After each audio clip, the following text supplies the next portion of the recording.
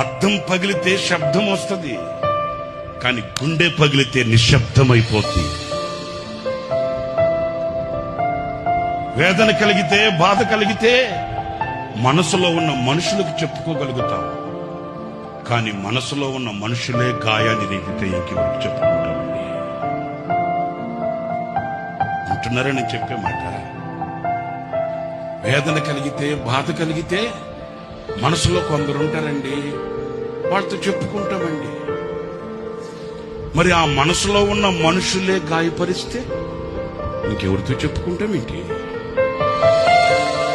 దేహానికి గాయమైతే కుదుట పడుతుంది, ఎవరో సహాయం చేస్తారు, మేలు కలుగుతుంది. మరి గుండెకే గాయమైతే గుండె గాయాన్ని చూడగలిగిన వాడు ఎవడున్నాడండి? ఆ గుండెకు కలిగిన గాయమే ఒక గేయం. ఆ గేయమే